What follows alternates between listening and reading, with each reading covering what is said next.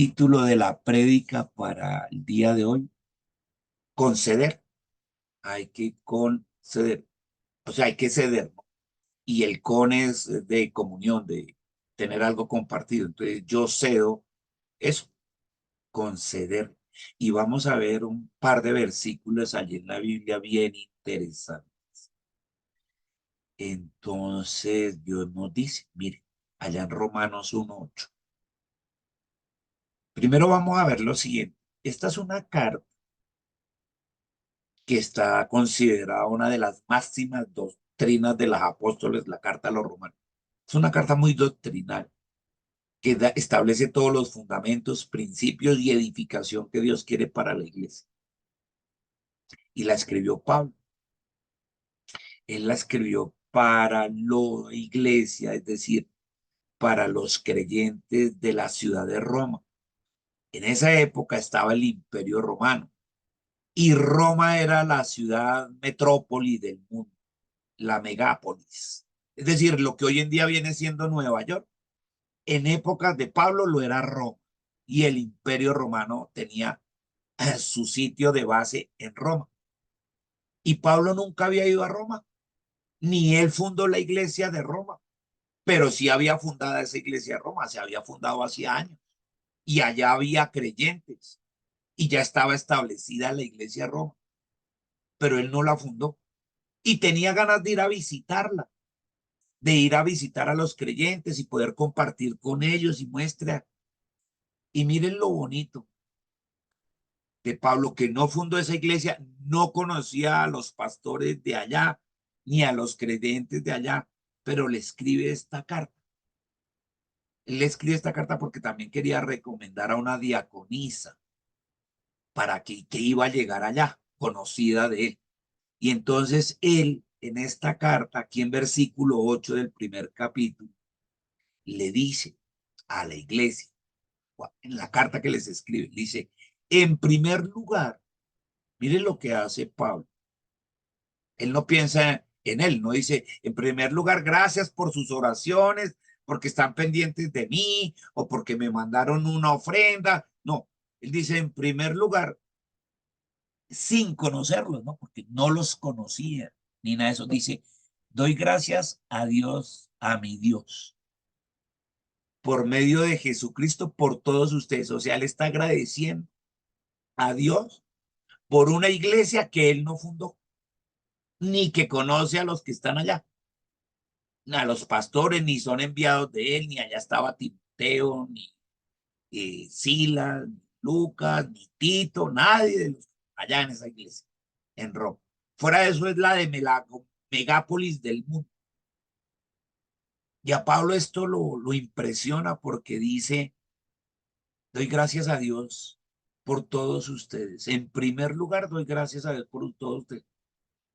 Fíjese que él no dice, gracias Dios por mi vida, por mi salud, por mi economía, por mi familia. No, él dice, doy gracias es por la iglesia que está en Roma. Fuera de eso, en el sitio que es Megápolis, y además con unas creencias los romanos, ustedes saben cómo era el manejo del sexo, hombres con hombres, mujeres con mujeres, épocas que habían pasado de los emperadores, estaban también emperadores ahí, y eso era un desorden sexual ni macho, multicultural, porque allá estaban radicadas de muchas naciones y de muchas culturas en Roma. Eso era una perdición ni la macha, pero había iglesia, iglesia cristiana.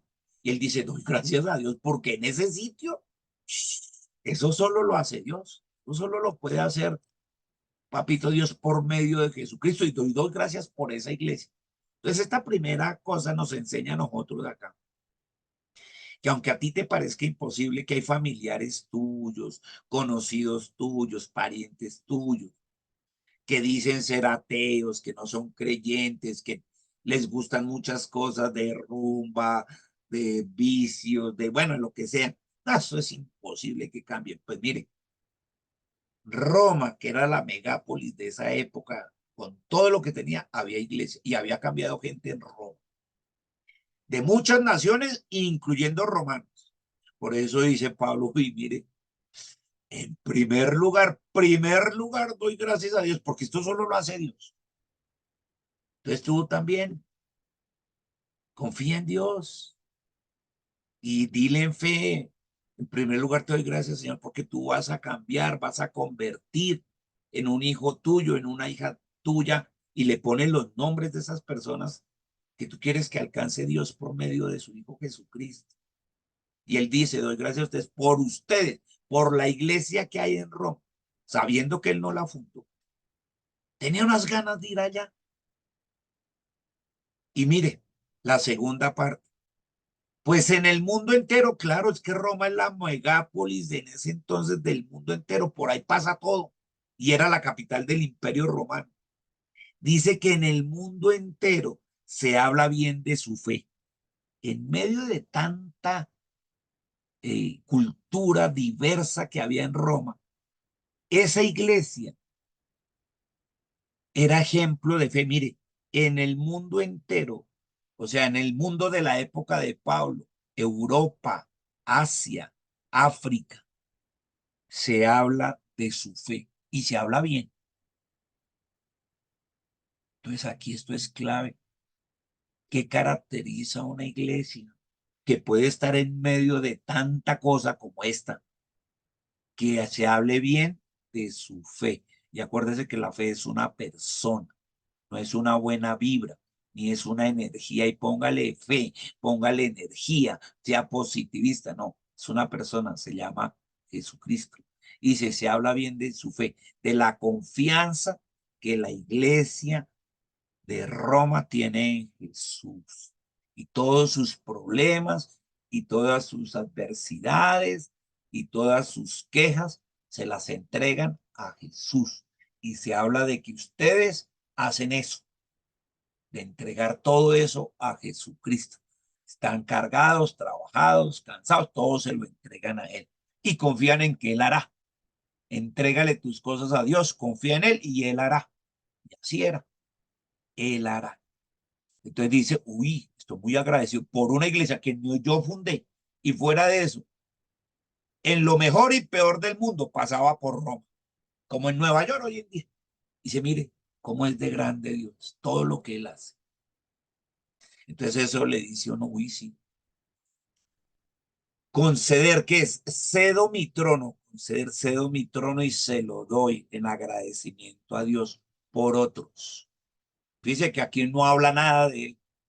Él no dice gracias por mi vida, gracias por mi apostolado, gracias por mi ministerio, nada.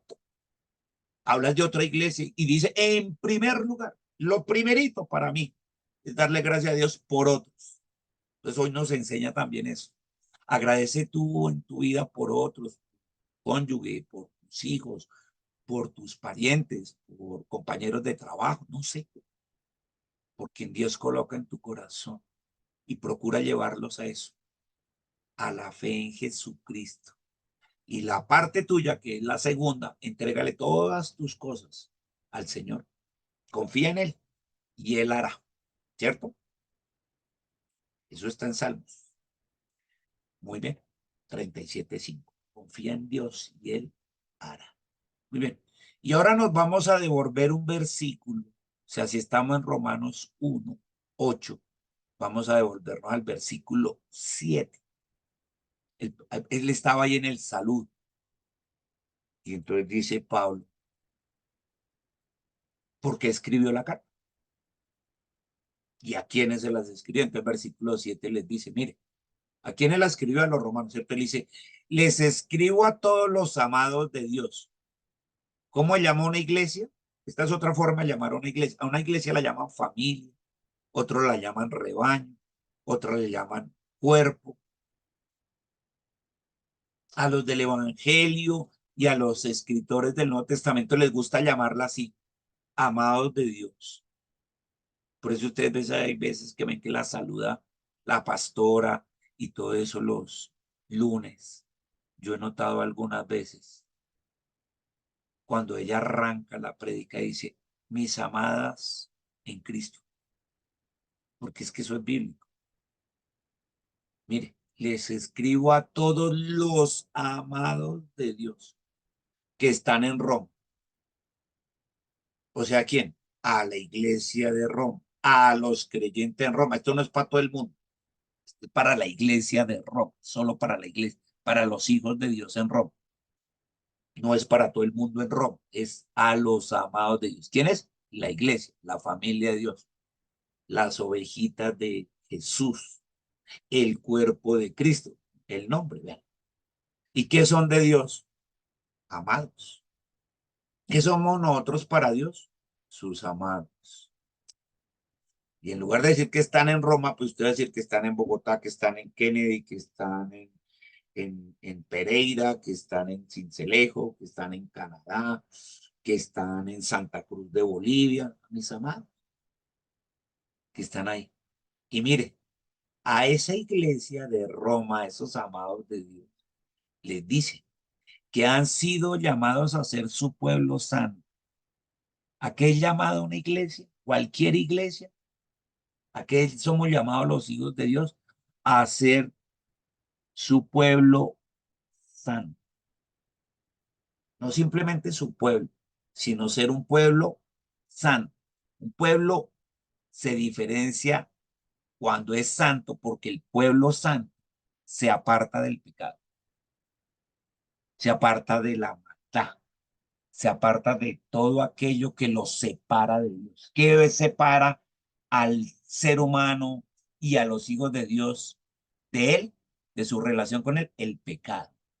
Él nos llama a la iglesia, a sus hijos, a que seamos un pueblo santo, un pueblo apartado del pecado. Y estos que estaban en esa ciudad, que en ese entonces era pecadora y un desorden sexual, ni el macho, hombres con hombres, mujeres con mujeres, orgías con todo el mundo, con parientes, de todo.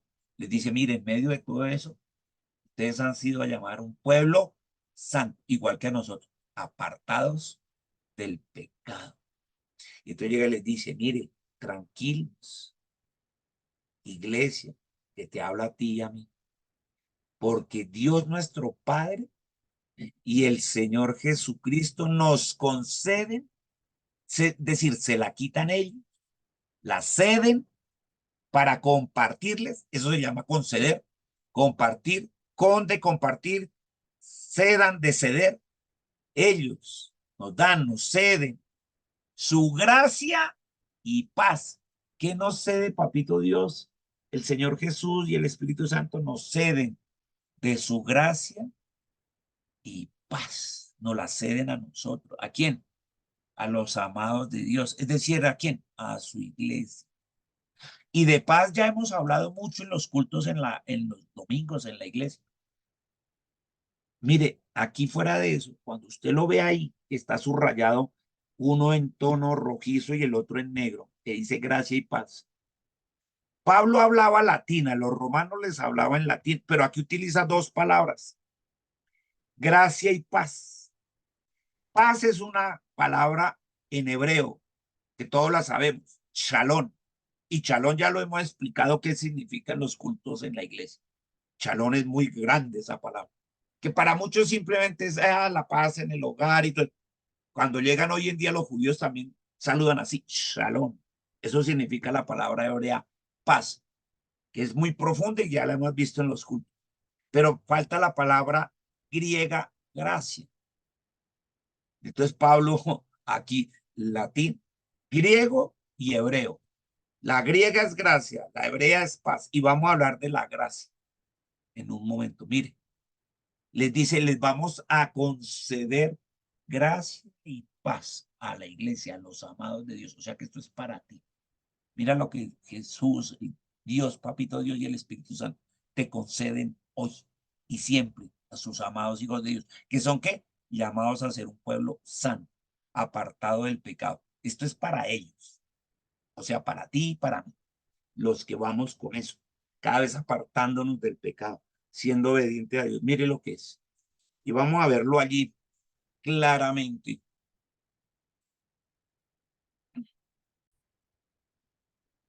Gracias,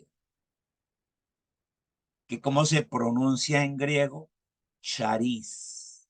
Y no lo puse cómo se escribe, sino así se pronuncia, charis, gracias. Y mire, Mire lo que significa esa gracia que Dios te concede a ti, aparte de la paz. Mire, esa gracia es ese favor del Señor, es decir, de Dios, que lo extiende libremente para entregarse de sí mismo. ¿A quién se lo entrega? A la gente. ¿Quién es la gente? Tú y yo. ¿Qué hace? Dios libremente extiende su favor sobre ti, te lo entrega a ti. Algo que era de sí mismo se lo entregó a la gente, es decir, a ti y a mí. ¿Por qué razón? Ahí dice, porque resulta que Dios siempre se inclina hacia la gente, hacia él.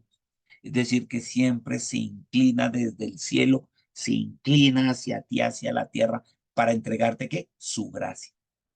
Es decir, su favor extendido. Mire, él se compromete y lo encomende a favor del protector. Es ese auxilio de Dios. O sea, ¿el qué hace? Él te protege con su gracia. Es el auxilio de Dios para ti. Él se compromete a eso con su gracia. Mire, la gracia contiene esa idea de bondad que Él le otorga a quienes no lo merecemos, porque nosotros le fallamos, porque nosotros muchas veces nos dejamos llevar de ese instinto pecaminoso. No nos lo merecemos, pero nos da de su gracia cuando vamos arrepentidos.